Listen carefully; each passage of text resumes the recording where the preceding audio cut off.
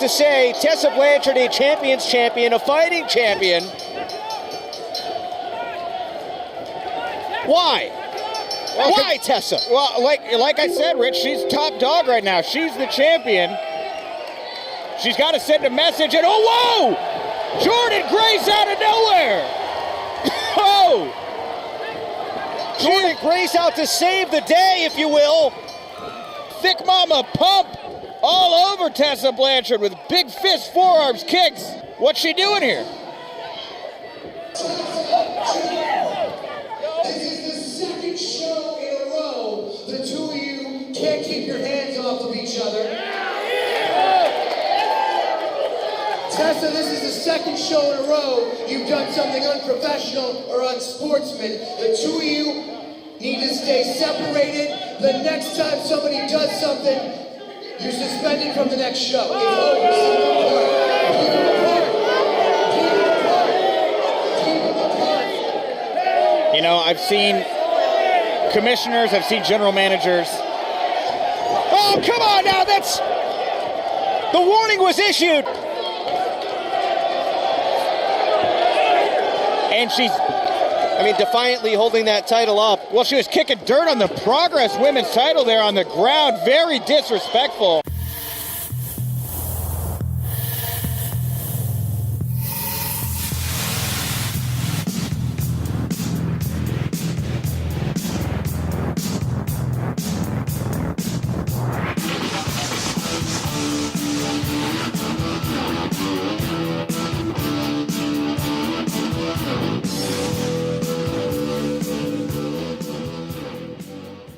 Welcome, everybody, to Juice Pro Wrestling, episode 44, Warrior Wrestling 4. There's a lot of fours going around the table tonight. Yeah.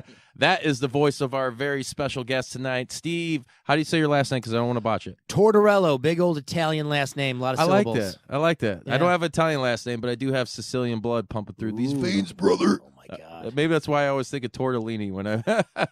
You always make me so hungry. Tortellini, tortilla, various foods, my friend. He's the dish that you wish. Ooh. And with us tonight, as always, the master maestro of podcasting entertainment in the region, Sreten the Savage. What's up, baby? Always full of high energy like JR. Oh, I'm always taking jabs at JR. That's not fair. I'm good, man. He's going to cut you one of these days. One of these days. And it's not going to be a blade job either. Tonight, we're going to be going down the card for Warrior Wrestling 4, which takes place on March 15th in Chicago Heights at Marian Catholic High School. Me and Sreten and a gang of other people we were there with had a very great time at Warrior Wrestling 3. Super pumped to have you back on, Steve. I'm thrilled to be here. Thank you guys for having me. Yeah, anytime, man. Let's just dive right into this shiz, Nick. Let's do it.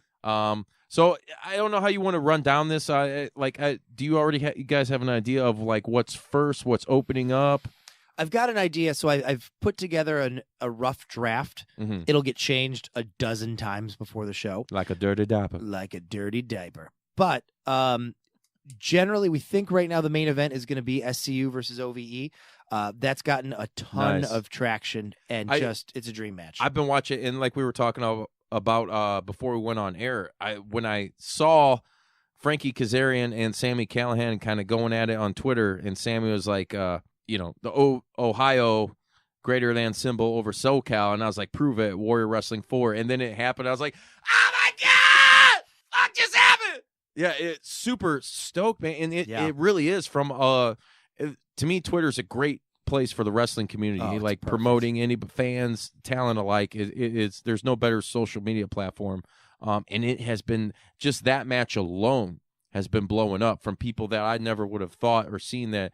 Now their eyes are all on Warrior Wrestling, dude. So great job, awesome Thank show. you very much. Well, I think with that one, it's a couple of things. They're 2 3-man teams, obviously. They've got 2 very specific brands, right? SCU is the fun-loving fun-loving, SoCal, being the elite, right? Charismatic. They're heels, but you love them. OVE is some metal-ass dudes. I'm glad you said they are the Midwest, like, literally their theme song for Impact is just OVE, over and over again, and you're like, Yeah. it sounds like a cult. Yeah, dude. So it's just It's brutality. two different brands Mhm. clashing. And I think the regional aspect adds a lot to that because they're both brands literally named after where they're Right. from. It definitely brings that big fight feel, Yes. dude. Like huge faction warfare. This is like, yeah, I'm super pumped for this. I think the whole wrestling world is. This is the first time, to my knowledge, it's ever First happened. time ever anywhere. I was talking to Ethan Page Forever? a couple of days ago at Black Label Pro, and Ethan Page goes, dude, maybe last time ever anywhere. Who knows how the wrestling Right. landscape is changing. It might be the only time. Yeah, as we all So- know, with the AEW kind of coming out of, I hate to say nowhere, but it's times it is a hell of a time to be a wrestling fan Oh, my and talent and promoter. It is crazy what we're living in right now. I think once everything is said and done, this could be greater than, and this is my own personal opinion. If you don't like it, oh, shame on you.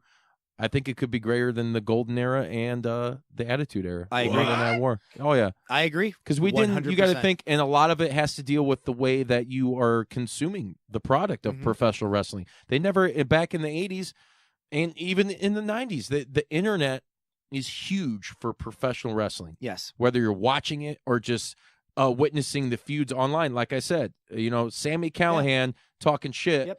to Frankie Kazarian. I'm like, whatever. I just want to throw a shout out to my boy and like, why don't you prove it at Warrior Wrestling 4? And then they announce it. And I'm sitting there like, oh my God. It's great, man. You can't write that shit, dude. That was a moment for me where I'm sitting there like, this is so cool, dude, that just happened. I had nothing to do with it, but it happened, and that's how invested I am in your guys' product, and it's super cool, man. Even getting our shows off the ground. So we started, Warrior 1 was in May of 2018. We started putting together a little over a year ago in January of 18. Literally, I could DM someone on Twitter and be like, hey, do you want to be on our wrestling show? Yeah. And they would get back and say, well, what's the date? Who the hell are you? And that we I'm went. Bart Simpson. I'm Bart Simpson. Who the hell are you? We went from no one on a Tuesday to by that Friday, Alberto Del Rio was on our wrestling show. Nice. And in no other era was that possible. Right. No one. And that's a huge grab, dude. Yes. Like, I still am a huge fan of El Patron or Del Rio, whatever you want to call him. And he was great on our first show. I mean, all of his issues notwithstanding, he was wonderful for us. Total pro, nicest guy you ever met. Thankful, shook everybody's hand. Hello, sir. Thank you very much. Happy to be here. You name it. And so in the 80s, if I wanted to start a wrestling show at our high school in 1987, how do you do that? You can't. don't. You can't have drugs there. Yeah, well, first of all, yeah. The Sheik and Duggan wouldn't have showed Oh, up. my God. That would have been... Shake a bubble. It was a different time. But in 2017 and 18, when this got off the ground, I literally, from my computer in my sweatpants, contacted some of the greatest wrestlers in the world. And Were they started a champion conversation. sweatpants? They might have Just been. lie to me and say yeah. Yes. All right. Yes, they were. Well, all right. So, yeah, it's a different world. It's a Yeah. totally different world. And like I said, man, that it totally benefits the wrestling community as a whole, whether you're a booker or a fan or a talent. That's why I say and mark these words, because you may not have heard it anywhere else, but you're going to hear it tonight, that this will be and has the potential to be the biggest era ever in professional wrestling. Agreed. Agreed. Yeah, that's right. You I better concur. agree. Agreed. I Should've concur. Should have concurred. What was that movie? I concur. Catch With, me if you can. Yeah. I saw you that in the concur, theater. Doctor? I immediately caught that. I concur. I concur. Yeah. That is correct. So, yeah, we are absolutely jacked about this show. As we were talking before we went Jacked on air. and stacked, brother. Jacked and stacked. This is basically an overstuffed burrito of a wrestling show. Ugh. It's like you went to Chipotle and you asked for double meat, and then you asked for cheese and guac and the fajita veggies, and you get to that poor sucker at the end of the line, and he goes, "Oh, am I gonna wrap this?" With a beer Yeah. at the end, because that's the one great thing about that. You can get a beer. That's true. This hell is yeah. a 2-tortilla wrestling show. Yeah. Hey, real quick, I want to reiterate, because I don't know if I said this on our episode, The Aftermath. After Warrior Wrestling 3, when we were at the VIP Fan Fest, I was so stoked to see Stone Cold E.T. there. Yes. My buddy JR was like, oh, I just want to go meet the big guy. I'm like, fuck that. There's Stone Cold E.T. Have you ever seen him order at McDonald's, man? It's fucking awesome. Our first show in May of 18, Brian Cage comes up to me backstage and goes, "Dude, how did you book Stone Cold E.T.?" This is And I said to Brian Brian Cage, I go, what the hell are you talking about? He's He like goes, Virgil. He goes, Stone Cold ET is at your fan fest. I go, what? We didn't. He just showed up. He just showed up that Virgil in method, gimmick and was Stone Cold ET. Yeah. It's He super bought a awesome. ticket. He must. I don't know. Yeah, that is cool, man. And ever since he's been there. Awesome. I can't wait to see him again. I'm gonna definitely get some video footage. Oh Needs my to be the God. Juice and ET interacting. Oh, please do let him introduce the podcast. Oh, I would love it. I'd love to have him on. And we'll do video. Maybe we'll hook up the Juice Trons and get it going. You know? I got a surprise. Oh no. Oh, He's Sreten. everywhere.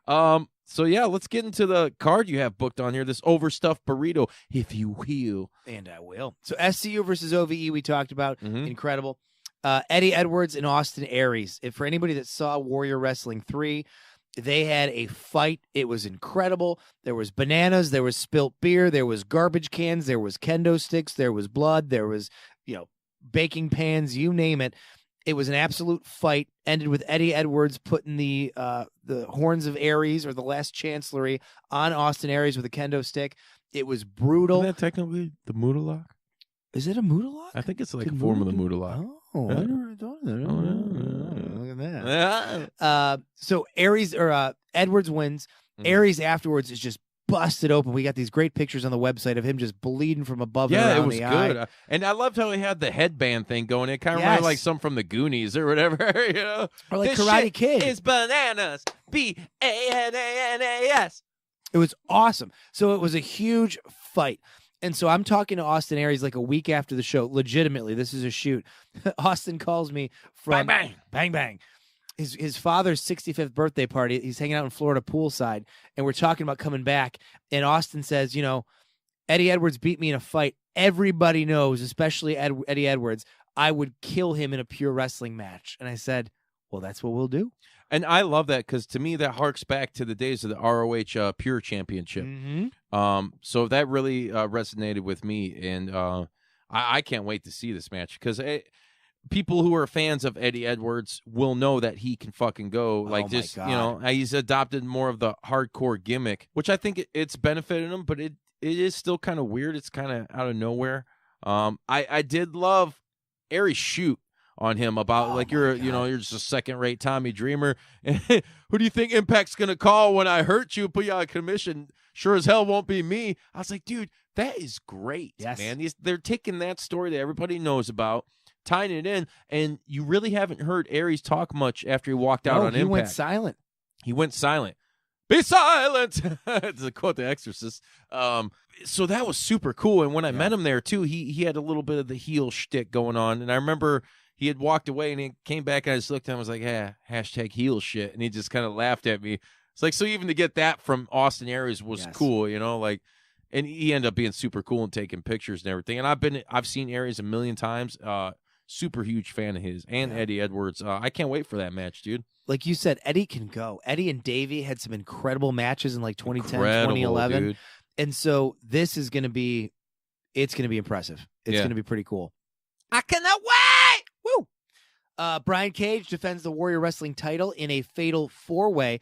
This was is a match awesome. Cage asked for, him and the Rascals. So Nice. Cage and I, which again, what is my life? I text with Brian Cage all the time. Dude, if We're you can buddies. get not to cut you off, but if you can Please. get the Rascals to cut a fucking promo like they do on Impact, like Oh that my 70s, Yes. that would, oh my God, dude, that would be so awesome. I'll see what I can do. Yeah. I'll talk to the guy. They're really cool guys. Yeah. And so Cage wanted, Brian Cage always wants to seal the show, have an incredible match. Right. And he said he had this idea for a fatal 4-way. It's Warrior 4. It should be a fatal 4-way. Nice. Me and all 3 Rascals. And I went, done. So I called the Rascals and they all said, of course. So it's going to be, if you guys saw Warrior 3, you were there. Brian Cage monkey flipped Bandito across the ring. Correction, that was the vanilla gorilla the flip. gorilla flip on Bandito. And I had a buddy say to me, oh my God, is he going to flip 2 or all 3 Rascals at once? I was like, we'll have to shit. see. Oh, We'll have man. to see. You have to tune in the high spots for that if you can't attend. Oh my God. So that match is going to be absolutely bonker sauce. It's not We also have DJ Z and Sammy Guevara. Sammy's Nice. a name a lot of people might not know because he doesn't have national exposure outside Well, of the he Indies. all in. Well, he's an all-in. Yeah, AAA, so he Yep. does a lot in Mexico. He's unbelievably talented. yeah. I love mean, his work. just incredible. And DJ Z is blowing up left and right. Was Impact for a Right. long time. And those two are old friends, old rivals. That match may steal the show. Yeah, I totally agree. I've been a fan of DJZ for a very, very long time. When he first came in the Impact, and was kind of like the guy to spearhead the next generation of X Division stars. Back when he was known as Zima Ion. Yep. And I think who was he involved with the angle? It wasn't really an angle. I think was it Chris Sabin or somebody he really hurt. Oh, I don't remember. Oh no! It was a guy. Jesse Goddard's got real hurt at one point. It wasn't. Yeah, but it wasn't Jesse Goddard's. It was This guy ended up competing, I think, in WWE at some point. He was like the football dude in TNA Gut Check. You know what I'm talking about? Yes. And he broke his neck. Yes. And then TNA kind of did that story on him. Yeah. And it was in a match with DJZ, I believe. Forget his name. Damn it. The guy's name. Anyways, DJZ's been, and he's a Chicago native, right? He's Pittsburgh native. He's been in Chicago for a while. Yeah, he's been. Yeah, He's okay. a hometown boy now, adopted, and he's just gotten better and better and better. Oh, he's yeah, had he's some good. incredible matches, and the two of them are, it's so perfect, so perfect. He actually mixed his own entrance theme, Nice. and it's gonna be awesome. Those Hell two are yeah. gonna tear it up. Can't wait for that. We got melting faces match. yes. I'm gonna add reverb later. That's my nod to metal and punk. We're gonna melt some faces. Yeah, hell yeah. Britt Baker and Kylie Ray. AE-Dub. AE-Dub. Yes, sir. Now, let me ask you this. Hit me. Okay. And I was fortunate enough to see you at Black Label Pro Unplugged this past weekend. Woo-woo. So shout out to Mikey and Yeah, those Mikey, guys. great They show, my friend. put on a great freaking show. I just censored myself. Pay on the back, Juice. Hi-oh. I was talking to Brandon there. Brandon Morgan. Mm-hmm. Now, don't bullshit me now, Steve. I will not bullshit you. I've never. No, have. don't fucking bullshit I me. won't. now, I man. swear to God, I don't know where the bomb is. Are Cody and the Bucks going to show up to this? No bullshit. I have no idea. No bullshit. I have no idea. And here's That's what's great. That's Yes. it. That's the answer I wanted to hear. yes. And so I've been asked that question easily 24 times in the last 2 weeks since they've been doing this stuff. Right. And everyone's like, but come on, I was like, from what I understand, the places where they showed up didn't know until like the day before. Right. So are they welcome? Abso-friggin-lutely. And if they happen Why to be not? if they happen to be listening to the Juice podcast right now, please Yeah. tell us what kind of beer and appetizers you like. We will Yeah. lay them out. Big Ed the Assassin's a cigar connoisseur just like Cody Rhodes. So whatever you want, we'll bring it to you. We will take him wherever he wants to go in the city of Chicago. So we are cautiously optimistic given the pattern. We're also very, very so my buddy Eric, who's my main guy, and I we were talking about this yesterday during the Super Bowl, and we're like, oh God, like we just don't want people to expect it and us not to be able to deliver. Because as a promoter, that's the worst thing in the world. Where I don't it's like, think- oh, they're coming, and it's like, no, they're freaking not. Like, so I don't want people to be like, oh, they are. If they come, we'd be thrilled. We'd be thrilled to have them, but I don't know. I agree with you. I don't think that's the case because of what you guys, and obviously being there and witnessing the product firsthand before, it's not going to matter. That's not going to. Yeah. If it happens, I even still say, okay, in the media's eye, does it overshadow a lot of stuff? Maybe. Sure. But watching the matches and everything, to me, it doesn't overshadow that and like what you guys are putting on. So it's not a big deal for me. If they do, they do. If they don't, they don't. The exciting fucking thing is that people may not realize is like the fact that we're sitting here talking about could potentially happen. And here's the great thing. If you don't know, and even you being the promoter, that makes it that much more fucking cooler and rock and roll, dude. Like, come on, dude. These guys they are super rock stars. They are much like ECW was like the Nirvana of the 90s. Yep. AEW is that another kick in the ass to like wrestling and pop culture. Yes. As a whole. And I say pop culture and everything because it is. They are crossover. Yep. They're more than just wrestling superstars. You know, they're getting to the point now where it's like, shit, your aunt and uncle might know who Cody and the Young Bucks are. Yes. Like that's super scary, but not in a good way. Or not in a good way, not in a bad way. Yeah. holy shit, what They're a a time to be a cool wrestler. thing. They are cool. And that's why I go back to saying this is going to be a huge wrestling period, because all the technology that we have, and now the talents that we have, and guys like them who know how to utilize it and just show up at your show if they decide to. Yeah. And make that it's already a special event. Yes. But it becomes like historic if something like that happens, like that's just insane that we can even contemplate that scenario. Like, would it happen? Yeah. So I'm a huge Springsteen What fan. would you do? What would you do? I'm a huge Springsteen fan, and Springsteen for forever. I would love show Streets up of Philadelphia. There you go. That's dark and deep. The saddest Springsteen song there is. So Springsteen would show up at the Stone Pony all the time, and just whoever was, if you were good enough to be playing at the Stone Pony, Springsteen would show up and be like, "Can I sit in for a few?" And the place would go nuts. Yeah. And it was not planned. It was just Bruce was at home and decided he was going to go show up that day. That's and awesome. You don't know, you can't plan for it, but sometimes Bruce would show up and just jam with whoever was playing. That's kind of where we are with AEW. And so again, as long as I said, as long as no one's like, "Oh, they're totally coming, I'm going to buy my ticket because they're going to be there," like, don't do that. Like, if they show up, trust me, we will put them in the ring and you will all love it. But if they don't show up, we're going to try to put on a kick-ass show anyway. Yeah. So. Yeah, for sure. It's just, you guys got some AEW superstars on your roster. Oh my God, like half of our show now. Yeah, it's super awesome, man. I can't wait for that. Britt Baker, Kylie Ray, who is the new freelance. Yes, she is. Women's I was champion. there Friday night. Were you there? Yes. Nice, dude. Place You went. just had a weekend of wrestling. Oh God, it's my life, man. I So love it. Kylie Ray wins the belt from Isaiah. She was the surprise. So he had an open challenge. She answers the challenge. She beats him for the belt. I was watching a lot of it from the balcony. I went down to the floor right before the finish of the match, and I figured she was going to win. And I was standing on the floor by the doorway in the Logan Square Auditorium. And there's very few moments in wrestling where I've seen this happen, and it's always incredible. The moment, I don't remember if Isaiah's tapped out or if she beat him with a pin. I don't remember. I think she pinned him. But the moment the match was over, referee's hand comes down. 1, 2, 3. Naturally, every person in the room like leapt up and threw their hands in the air. Oh, to yeah. the point where I was standing in the back and I couldn't see the ring because every hand just went in the air. And that's not a phony reaction. No, she's Every a person hometown was sweetheart. so excited. People love Kylie Ray. Oh, my God. My first taste was at Black Label Pro, and I was like, damn, like this chick is super awesome. You had the whole Pokemon gimmick, and I remember when we were at War Wrestling 3, we talked about, like, she came out, and it's like, man, and you brought your girlfriend's nephew, right? Yeah, Gabe. Yeah. And he was like, I think That's he when was he got super fired up. Yeah. Yeah, Yes. Fire it up! Fire it up! Damn, Tin. Smokes a road beers. Dude, she is legit. And she's got a great backing. And I think that's another reason. I think she's another reason why AEW might show up. I think Possibly. they're scoping her out, man.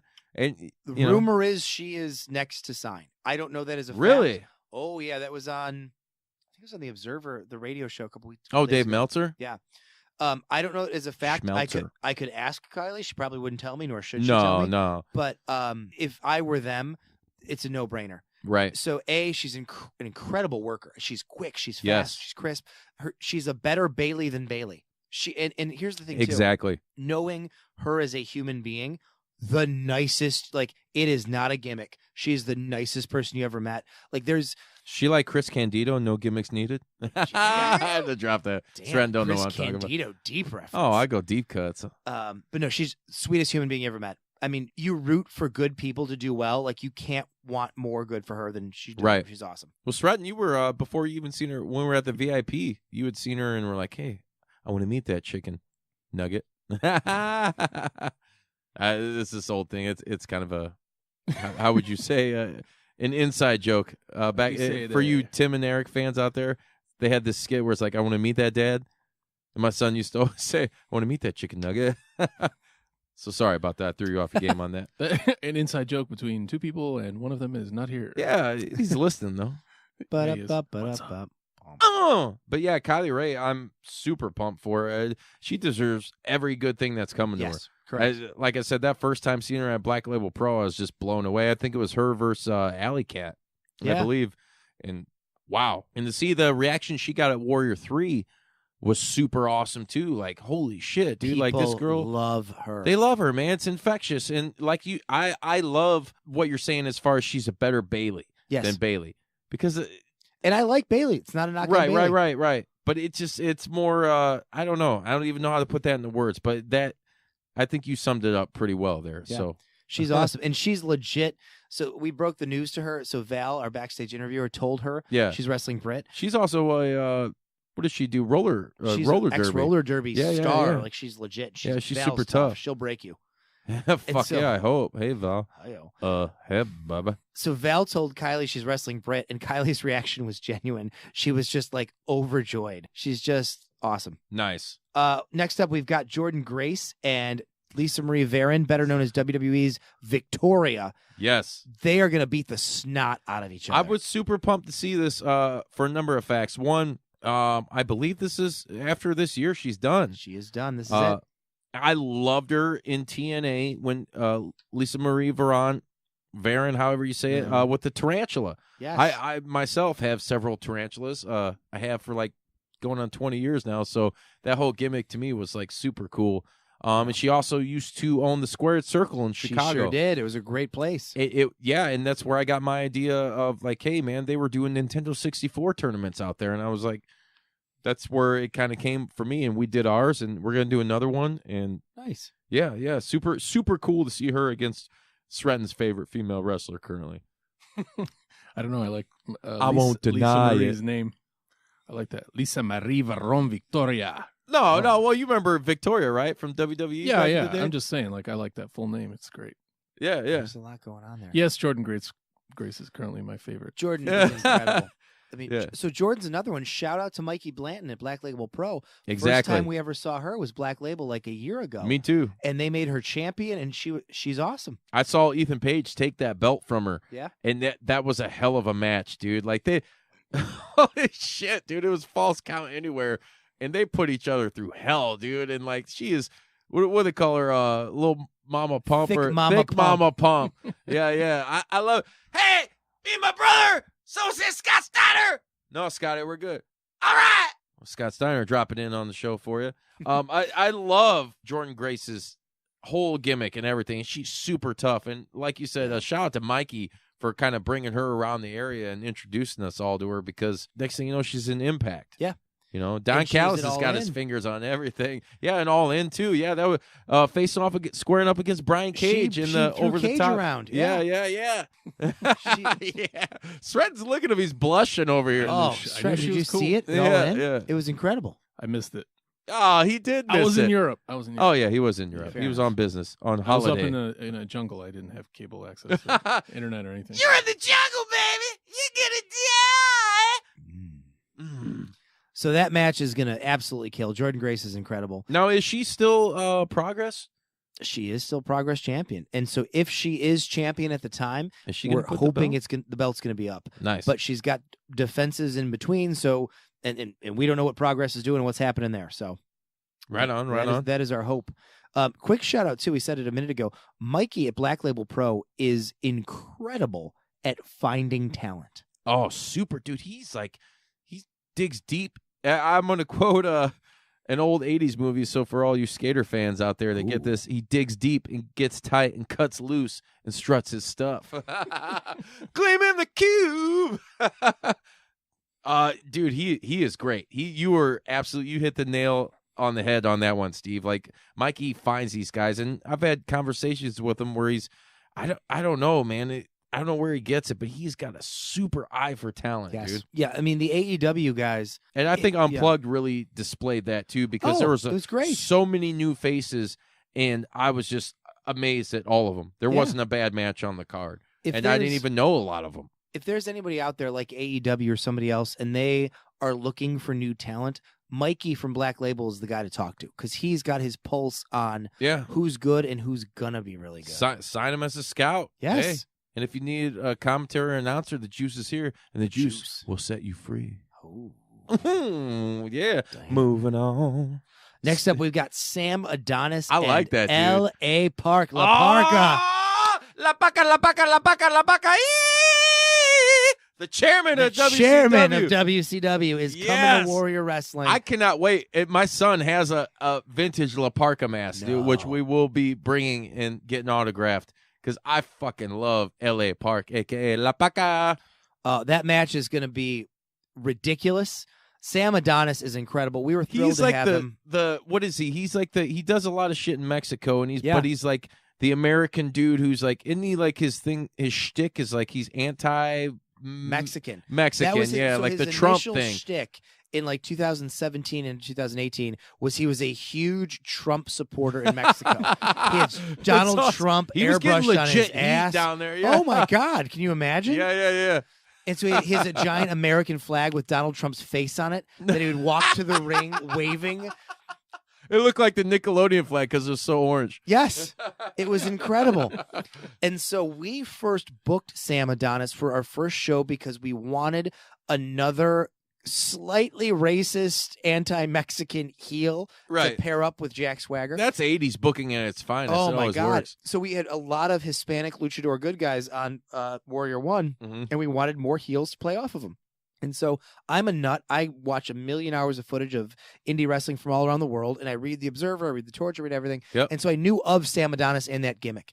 And I thought, you know what, that is the perfect gimmick to pair with Jack Swagger at Warrior 1.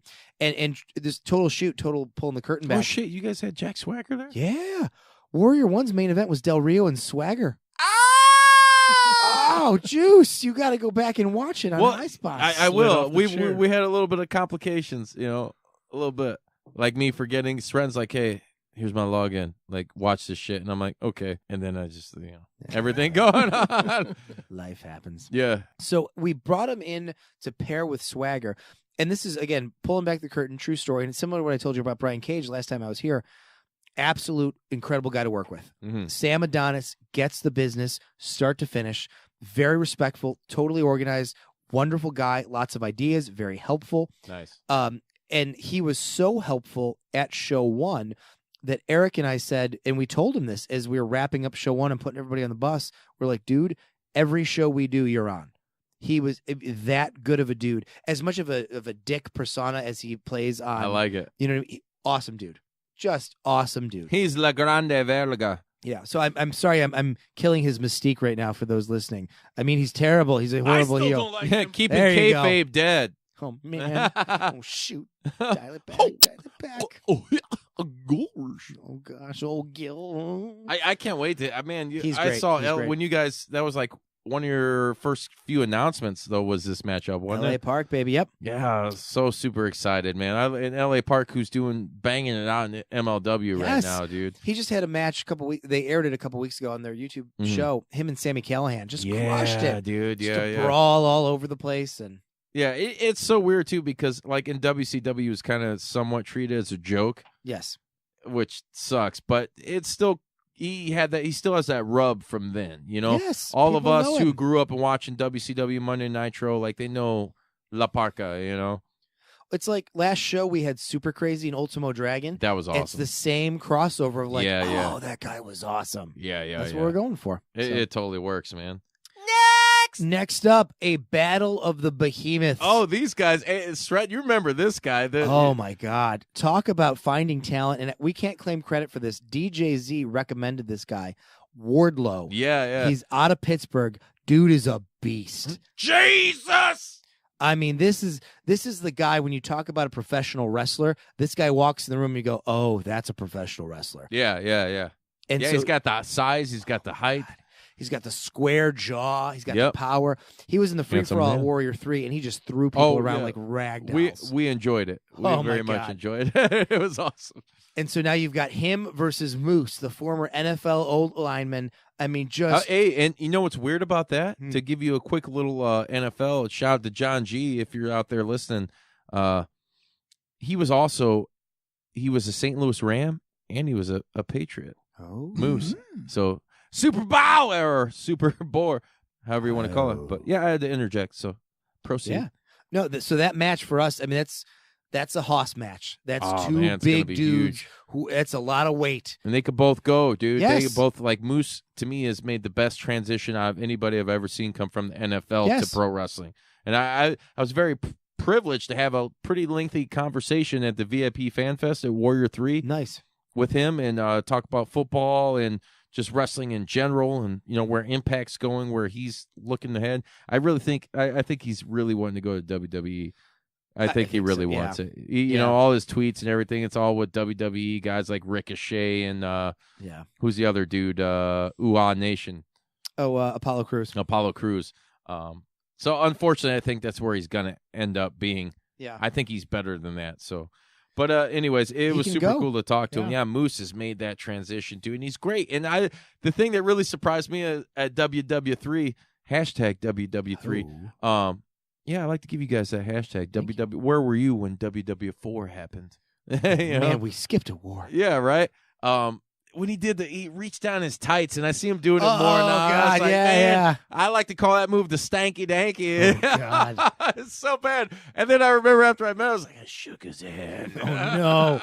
And Paige reversed it, put it right in his face. Oh, man, and all that batter all over me. Beautiful. Yeah. But and that Wardlow guy, this is the first time I ever seen him. Now, who does he do most of his work with? He lives in Pittsburgh. He's a Pittsburgh guy. Okay, so he's been in the 2300 arena, hasn't he? Well, that's Philly. Oh, is that? Oh, I'm thinking of. Yeah, okay. I'm thinking of the wrong thing. He's part of a group called, I think it's International Wrestling Cartel, the IWC. Oh, yeah. He's been their champ on and off for a while. He is their guy. And DJ Z, who's originally a Pittsburgh guy, recommended him. And that's what's so cool about this process is that our goal from day one was to treat everybody well, wrestler-wise, and have them be happy and want them to come back to the show. And one of the kind of happy accident benefits of that is that the wrestlers are out there like finding us other wrestlers. They're like, this guy's awesome. You got to get him on your show. And he was the guy that DJ Z said, nobody's heard of this guy around here. He's going to break out huge. You want him on your show. And we trust DJ Z enough that we're like, all right, we'll book him. Let's do it. And we did. And the guy's awesome. And we're booking him again. Nice. Love how that works out. It's called networking, children. Try it. Be good to people. Yes. The golden rule goes a long way. Practice it. So after that, we've got the ego, Robert Anthony, with his buddy, Frank the Clown. Oh, Frank the friggin' Clown. That's Mick Foley's daughter's beau, isn't it? Yeah. Noelle's been at all the shows. She's awesome. Yeah. And, was she at the last one? She is. Yeah. She doesn't do anything on screen, so to speak. But she was at Warrior Wrestling 3? Yep, she was there. What? What the? She's mostly backstage. Yeah, she has to be because she get mobbed by the Juice. Oh, my God, Juice. She's wonderful. Wonderful human being. Yeah, nice. Well, I'm sure I would love to hang out with Mick Foley. He's done some stuff out here. I remember like years ago him doing book signings in Valpo at Barnes & Nobles and stuff. So no stranger to the region is Mick Foley. But his daughter, man. Mick is on our long-term wish list. I have had conversations with Mick. You bastard. I know, right? And just the thing with all wrestlers is everything's about dates and what works out, who's doing what, etc. Long-term, we would love to have Mick at a Warrior Wrestling show. He's one of my idols and just the nicest human being in the world. So that is a long-term goal for us. Mrs. Foley's baby boy might be coming to Warrior Wrestling. Bye-bye! It was a little mankind, a little macho man. Oh, yeah. I tried. Yeah. I'm sorry. So that match is going to be a blast. So they were in the free-for-all. They started it. They ended it. It ended with Frank interfering, Ego winning by nefarious means over Pillman. And so Pillman demanded afterwards, if you saw in the video we put up. Oh, and I love those backstage videos you guys do. Really well. We're really happy with that. They're killer, man. I know. So he demanded a one-on-one, and that's what he gets, and he wants his hands on the Clown as well. You know what I like about Brian Pillman Jr., especially if you're watching him in MLW, and the fact we were talking off air earlier how the Hart Foundation are a new tag team champions, so they run on the Freebird rule, so any one of those guys can represent the title belts in the matchup. But I like how he's kind of a heel, but he's not. He's a weird thing, like because he's not like one of those stone cold anti-heroes, but he's already super over because of his dad. Yes, and so no matter what he does, it's like people are gonna like dig him. As far as this goes, but he's not taking like heel tactics. Like he's straight, like not ducking and dodging a fight. Like he wants the real deal, the fight. So he's coming off as a face that way. It's like for me, he's blurring the lines so much more than I thought they could already be blurred as far as character goes, if you think about it that way. He's a little bit of a loose cannon. I love that. Exactly, dude. That's, hey, man, blood's dripping. I love it, dude. And I had a great time talking to him, too. I was a super huge fucking Brian Pillman fan. Oh, my God. So to sit there and have that moment with his son who is doing it now, and I hold people who do that, like father-son tandems. I'll use the Dweezil Zappa reference right now. I'm a huge Frank Zappa guy. We were talking earlier. I love what Dweezil does as far as a tribute to his father. He goes out, learns his father's complicated-ass music. It's if you go to some colleges, that's like the hardest music they can give you to learn in their ensembles is Frank Zappa charts because they are that complicated. But he goes on, pays tribute to his father and plays his music and does it well. Yep. And that's to me, that's the best representation to see it, not some fucking hologram like they're getting ready to do. And to me, that resonates like what Brian Pillman is doing is, yes, it's a love of the business, but deep down, we all know it's a love for his father, dude. Yes. And I have a huge respect for that. I'm a father myself, and like if someday, if my son ever did something like that, whether it's whatever he decides to do, I would just be super honored. So for anybody who does that stuff, shout out to them. And it really kind of grips you by the heart a little bit. And on top of that, he's good. He's super good. It would be one thing if he was doing it to honor his dad and everyone's like, oh, but he's not that good. He's awesome. Whatever it is, he has it. There's charisma. There's presence. He can sell. Yeah. He's athletic. He's the right size. He's got that mullet, and he looks just like his dad. Mullet is perfect. It is. The mullet is and the, beautiful. The Cincinnati Bengals Zubaz. Dude, I had those when I was a kid in 4th grade. I was rocking some Ninja Turtle high tops and Cincinnati Bengals Zubaz. Shout out to the Road Warriors. So cool. He will be, whether it's with WWE or AEW or whoever, he will be a world-class star. Yes, he for just sure. has it in his blood. Yes. So that match we're pumped about. Second to last, the penultimate match, at least on our rundown here, is the most ridiculous match we could possibly book. Ethan Page and the Space Pirates. Love it. Love it. Sreten's a big fan of Space Monkey. Oh, my God. Doesn't that sound like a punk band, Ethan Page and the Space Pirates? It does. And both, you know what? The first time I saw Ethan, had a chance to talk with him, square up with him, if you will, was at Black Label Pro. And I know the Space Pirates are pretty much staples at Black Label Pro. So that's super cool right there to see. And I go ahead and announce who their opponents are. Hornswoggle. Yeah, another Black Label guy. He's going to be at the Whoop There It Is, yes, I believe. He is. Congo Kong. Yeah, he's another former Impact star. Yep.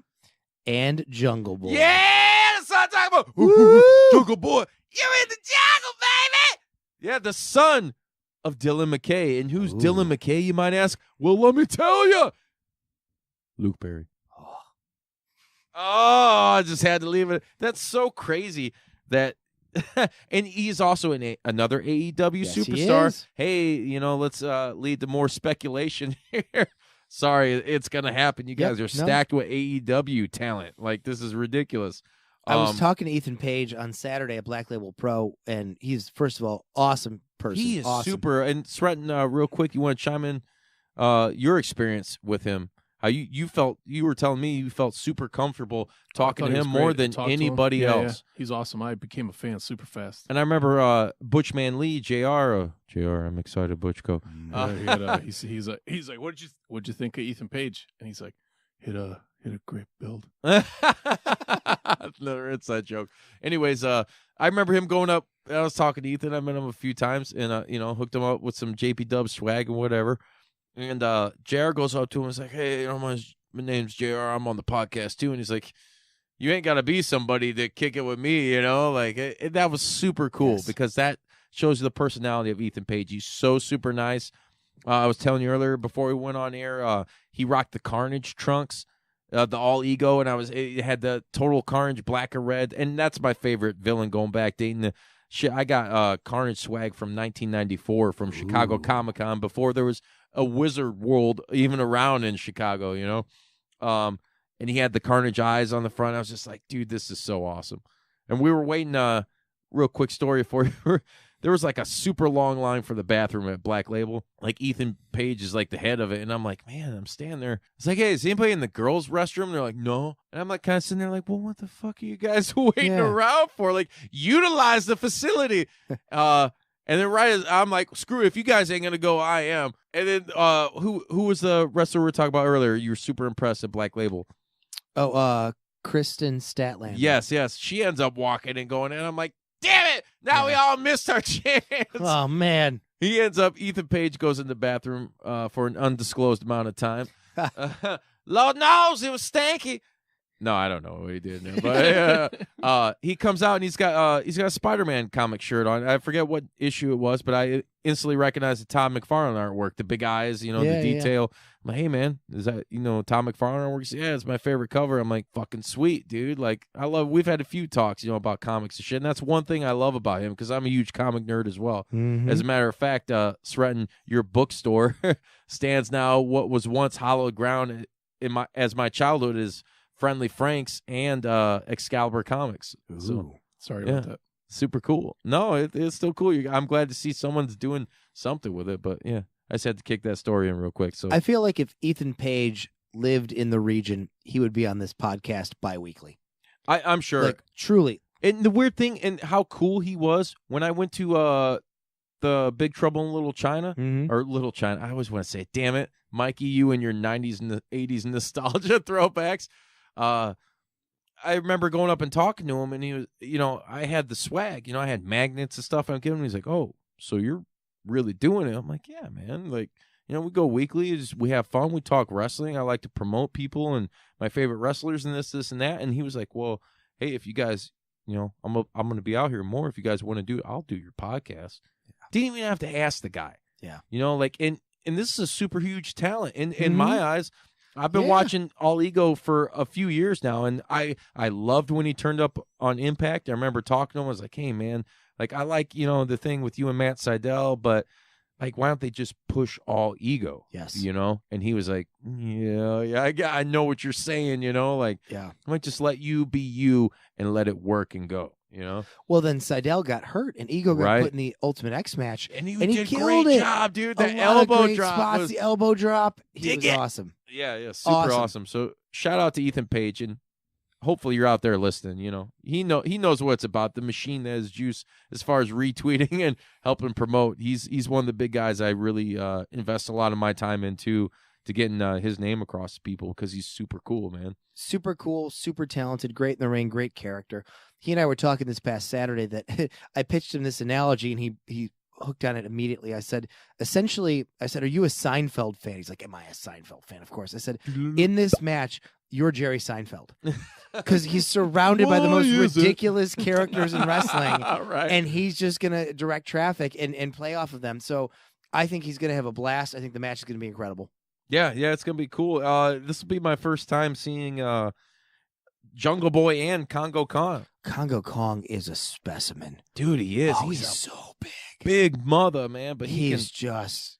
And he can do a moonsault. He can do... Yeah. He's just... I really enjoyed the Monsters Ball match with him and Abyss. Oh, I didn't see that one. You didn't see that? No. Yeah, it was pretty good. Go back and watch that. Check that out on the Global Wrestling Network. I sure will.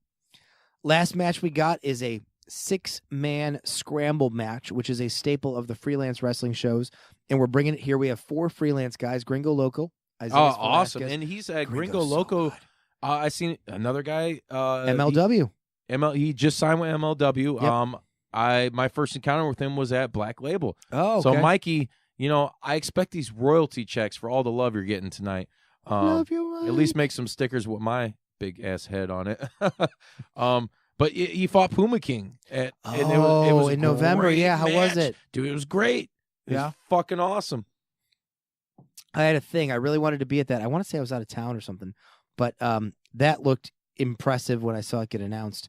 So we got Gringo, Isaiah Velasquez, former champ, just lost the belt to Kylie. Yep. Matt Nix, Bryce Benjamin, all great wrestlers from freelance, and then Rich Swann and Andrew Everett. Nice. Both guys at Warrior Wrestling 3 that opened up the show and really what an killed opener. It, set the tone for a fucking great night, dude. And Sreten, I know it was super cool because I don't know if you probably don't know this, Steve, but this was actually your first ever wrestling match. It was my first wrestling event. Yeah, Oh, Forever. gosh. And now Ever, go ever. back, he's been a fan going back, but he was only like during what, the NWO days? During when I was a kid, WWF days, Hulkster days, Right. Macho Man, Ultimate Warrior, then went away, then NWO, Right. And then then didn't mess with WWF or E just until all the WCW. juice came into his life. Yeah, until we started doing this. Yeah. And and then as of what was the date on the Warrior Wrestling 3? January 5, 2019. I like it. That's when my fandom blossomed. Oh, And I I got a lot loved of it. I got Steve, a lot of catching up to do. I man. think you Like, would have been too as a promoter and just as a fan yourself. I almost to lost see, my voice. Yeah, to see Aw. someone like I was watching. I was super stoked the whole night, but paying attention to him and watching his reaction, because I was like, man, although he's my producer and whatever, but he does have a passion for this shit too, and it was like Sure. underlying. And I was like, I can't wait for him to experience this new generation that we're in. And so the good. fact that you brought it to him and brought it there, and like after that first match, and I seen it, and then he got super vocal, he like almost lost his voice from Oh, yelling. that's awesome. That's the point. So Yeah, I had a bunch of students who were volunteering at the show, and they were just helping out, because they were wonderful kids. And after they volunteered in the Fan Fest, they just sat in the bleachers and watched the show. And I'd check in with them throughout the night as I'm walking past, like, how you guys doing? And none of them were wrestling fans, knew nothing about wrestling at all. And, one girl who I taught the year before, who's just really fun, she's just a nut. And she's like, this is amazing. Yeah. And part of the greatest joy, like, yes, we raised a boatload of money for the school. Yes, we put on a great wrestling show. But watching people who either didn't know wrestling or loved wrestling and hadn't been live before see it. And I'm just like, I have done a good thing. Yeah. If nothing else, hopefully the people who didn't know it before or saw it live for the first time went, this is incredible. Now I'm in. And that's like your whole mentality, like envelops my mentality of the whole reason I started this show, as the passion I have for pro wrestling, and to let people know that, hey man, it's not just WWE. No. And then if that's what you think it is, you're either going to live in the past, or you're just going to not watch wrestling and it's whatever. Yeah. But my whole point with this show was to bring people to something like that. And I watched it happen with him, the guy who produces this show. And it was electric. It was this genuine, like when you go to a rock show or something, like, or you hear this song and your hair stand up on your arms, and like, I don't know if you felt that or not, but you look like you're having a great fucking I had a time. great time. And Yeah. that made my hair stand up. I was like, yeah, he's getting it. He digs Yes. it. Like, I'm not just sitting here bullshitting you guys every week, Yep. Like, I'm telling you what the fuck the real deal is, Yeah. and it's awesome, dude. I'll make this story super fast. I was supposed to take, my girlfriend's got a niece and 3 nephews for one sister, and I was supposed to take all of them with me. And they range from 18, 17, 16, or 15. Gabe's either 15 or 16. Sorry, Gabe. And then 12. They were all supposed to go. But I was telling them about the event. They've never been exposed to it. Their father tried to move like his shift at work because he wanted to come. He's like, I'll go. Like if they don't want to go. Yeah. But it turned out that Gabriel was the only person that was like, yeah, I'm going to come with you. We'll have a good time. Mhm. And then I think he was hesitant because you're not used to going an event unless it's at a concert and your voice is drowned Right. out by other people screaming. Mm-hmm. So, and then there is a chance that the things that you yell, you could either start a chant or you could yell something that they can hear, you can be heard. Oh yeah. And it was like I had fun the whole time because I saw that it was cool, and I just, the environment, everything was great. But then when Frank the Clown came out and Gabriel started screaming at him, but He hates clowns too. He hates clowns. Yeah. And he said, I hate all clowns except for Ronald McDonald. Yeah. But then he started yelling, and by the end of the event, like we were all just like screaming and clapping and yelling, and it was great. Yeah. And Kylie Ray actually started it with Gabriel. Once he the saw her- Pokemon, I saw him saw her either, like, gimmick. Yeah, he perked up, but I had a great time, and I'm in now. Like there's just so much that's happened in wrestling in the last 30 years, but It really I agree, covers, it's- like, all the forms current of time is entertainment, super man. exciting. Yeah. It hits you. So, real quick story, and this kind of delves into something we talked about earlier, kind of getting into my origin of wrestling. That's what I want to do. My buddy Eric Hamilton, who's my right-hand man in all creative endeavors, he and I just are yin and yang together. Years ago, this is like 2002, I was working at what is now the, Hollywood Casino Amphitheater in Tinley Park. It's changed names like 6 or 7 times. the tweeter. It was the or World whatever. Music Theater originally. It was the World. Yeah. And I was working as an usher, and they were looking for, it was awesome. I worked there for 2 years as an usher, then 2 years as an usher manager. Wait, what year was that? like 02, 03, 04, 05. Okay, so I was probably one of the years I got left there.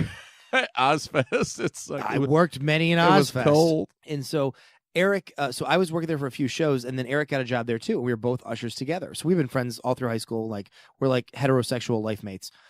And so we're working a Lenny Kravitz show, and it's Eric's first show. I'm gonna go my way. Yes, it was awesome. And so we're doing, somehow we get stuck, not stuck, but like our job for the end of the concert is like walking up and down the aisles, making sure everything's cool, whatever. And we end up leaning against the stage with Lenny Kravitz like over our shoulders, just looking out at the whole theater. Right. And just everybody singing along with Lenny Kravitz. And I remember Eric leaning over to me and going, "This is incredible." And I'm like, just wait. Because as good as Lenny Kravitz was, we were going to get, Ozfest and whatever else. Right. And that's the moment that I hope people get, whether it's at Warrior Wrestling or somewhere else, when you come to live wrestling, this moment of like, oh my God, this is incredible. Yeah. This is what the live event is like. And then I want someone else to lean over to them and say, just wait. Yeah. Wait till you see Pentagon. Yeah, Wait till you yeah. see, because it's just That's what I was doing so to him cool. all night too. As soon as someone come on, I just hit him on the back. I'm like, dude, it's gonna be fucking real, dude. And it's, I think it ties in a lot too, because you're a music guy, obviously. Yeah. Live music, comedy, and wrestling are so similar. Yes. It is all that idea of incredible people, incredible talent, and that connection to the audience. And there's something about it live that it's like hockey. So I'm a big hockey fan. Yeah. Like you can watch hockey, people are like, oh, I don't know. Even non-sports people, you bring them to live hockey and they go, oh my God, live hockey is incredible. I've seen a lot of Notre Dame hockey in my lifetime. Same here. I go all the time. I watched Notre Dame, Wisconsin a couple weeks ago at the UC. But if you see it live, it's special. And I hope if anybody's listening who's a wrestling fan, but they're like, but I don't go. It's so much better. I'm sure Sreten can tell you, it's so much different when you go. Yeah, I mean it's a fucking rock show. It's like going to me. It was like going to my own little personal Woodstock or something. And me being a wrestling fan since it's funny because my aunt from Arkansas was in town last weekend and we were hanging out, and she's telling my girlfriend about how she, like I'm doing the wrestling podcast and this and that now with wrestling, and she's like, I remember like as soon as you were like born, you were just, it was all wrestling. Mm-hmm. I always tell people, it's like, well, how long you been watching wrestling? It's like, well, that I can remember probably since I was 4 or 5. I have my aunt to validate it. Like it sealed the deal, I think, for my girlfriend though, because she knows she's always like, man, I think she thinks that I don't give her some time because it's like how obsessed I am with pro wrestling and like how much I love it, and not in a negative way, but you know what I mean. I mean, anybody significant other would probably feel that. It's just this passion that I've had. And so it was weird to have like my aunt there and like, validate that. She's like, ever since you were born, you were like, it was wrestling, like Hulk Hogan and this and this and that. And I was just like, man, that's so fucking cool. And it was cool because you could see like Elise was starting to like understand more now. Like, all right, like this ain't just some Johnny come lately shit. Like this dude's fucking the real deal. Like into this, like, and that's why I'm passionate and like doing the shit, and I get fucking hyped and I yell because it's real, man. There ain't nothing fake on this shit. I love it, and I love what you do, and like I said, to bring guys like Sreten in and reintroduce him into this, and especially in this new era, man. Like, what a time! What a time to be a fan, dude. It's to the point where it's gonna cross over hard. I can't put a date on it. Yes, but there is gonna be a moment, mark my fucking words, where the wrestling is gonna cross over super hard again, dude. And it's gonna be insane. And I think it will come from AEW. It's going to. I think it's going to be Cody and the Bucks. To me, it's WCW's revenge from the grave, dude. They're negotiating too with Turner Broadcasting. That's so awesome. And hopefully they do go on at 6:05 Eastern. Yes, on Saturday nights. Yes. But I really think it's the Bucks. I think there is something special about, there's your Funko Pops, yeah. There's something special about those guys. And this is going to be, an incredibly hipster thing to say. So I lived in LA for 2 years, 08, 09, and 09, 2010. And so I went to PWG before it was cool. Yeah. Like it was already cool, but like it wasn't a national phenomenon. Right. But seeing those guys there, I felt the same way I felt the first time I saw Kylie Ray. Right. Like you see them there and you go, oh, this is different. It's the same way you see a band, you see tons of bands, and then you see one band and you go, this is something. Yep. The Young Bucks from the first time I ever saw them was against Kevin Steen and El Generico, Nice. Kevin Owens and Sami Zayn. And it was just this moment of, oh, they're going to be huge. Back out! And it's the truth. I think they are truly, they're the next crossover. And to back you up, I may not go as far back as Pro Wrestling Guerrilla with them. I mean, obviously, watching them, I watched a lot of their matches with PWG.